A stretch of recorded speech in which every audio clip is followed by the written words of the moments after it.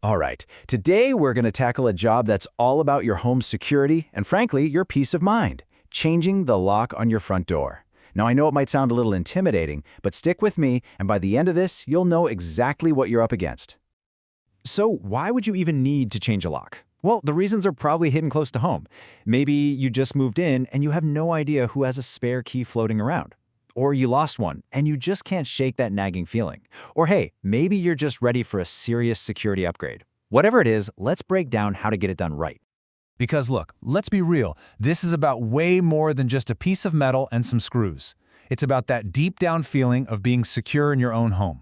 A solid lock isn't just a barrier, it's peace of mind. And knowing how it all works, that puts you in the driver's seat.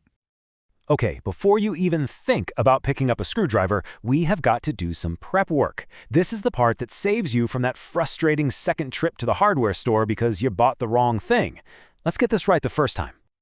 First things first, you've got to play detective and figure out what kind of lock you're actually dealing with. In the UK, it's almost certainly one of these three. Got a modern UPVC door? You're probably looking at a cylinder lock. A classic wooden door? That's likely a mortise lock, which is fitted right inside the door. And that familiar lock that's mounted on the surface? That's a night latch. Step one is just figuring out which one is yours. Once you've identified your lock type, the next step is absolutely critical. You have to measure it. A lock that's off by just a few millimeters is basically a paperweight. So how do you make sure you get the number spot on? Well, that depends on the lock. For cylinder locks, it's pretty straightforward. Just measure from that central fixing screw out to each end. Mortise locks are a little more involved. You'll need the case depth, the back set, which is just the distance from the door's edge to the keyhole, and the size of the faceplate. Get a pen, write these numbers down. Getting them right is completely non-negotiable. Now, I'm going to give you a piece of advice that you just can't ignore. When we're talking about the thing that keeps your home safe, this is not the place to try and save a few quid. The takeaway here is simple but crucial. Always, always prioritize quality over a cheap price tag. So what does quality actually look like when you're in the store? First, look for the British standard kite mark, specifically BS3621. Your home insurance company will thank you. Stick to brands you can trust, like Yale, ERA, or Altian. And finally, read the packaging. You want to see that it's protected against the common ways thieves try to break in, like drilling, snapping, and bumping. Okay, prep work is done. You've got your shiny new high-quality lock in hand. It is time for the main event, the actual installation. Let's get to it.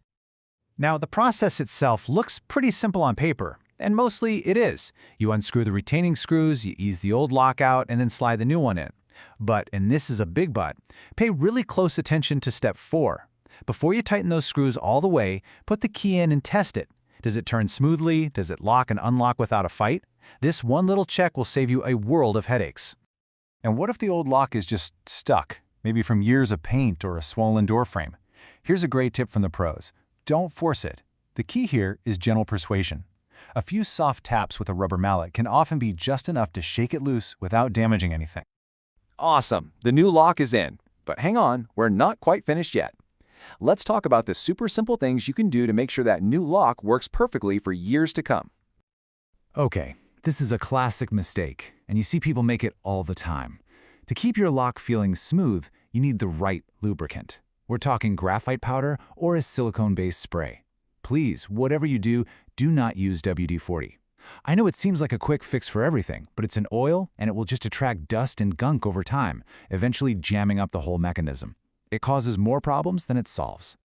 And trust me, this one simple bit of maintenance is what stops that frustrating moment where your key starts to stick and you have to jiggle it around.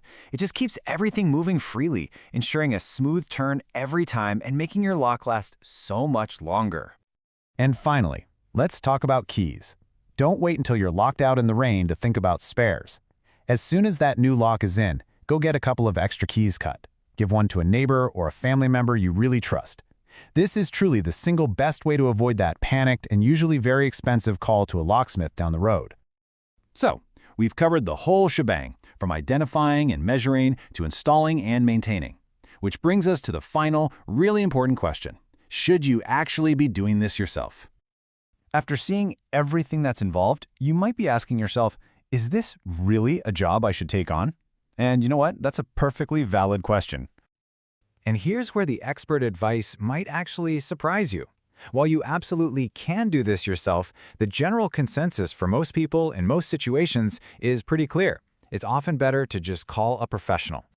And you're probably thinking, why? Well, it all comes down to a perfect fit. A pro can deal with quirky, old door frames and make sure that lock is installed to its maximum security rating. Think about it this way. You're not just paying for someone's time. You're investing in the certainty that your security is absolutely flawless and that your new lock is going to last. So we'll leave you with this little bit of homework. Tonight, go take a good long look at your front door. Now that you know what's involved, you can make a really informed choice. Whether you decide to tackle it yourself or call in a pro, the goal is exactly the same, making sure your home is as secure as it possibly can be. Thanks for watching.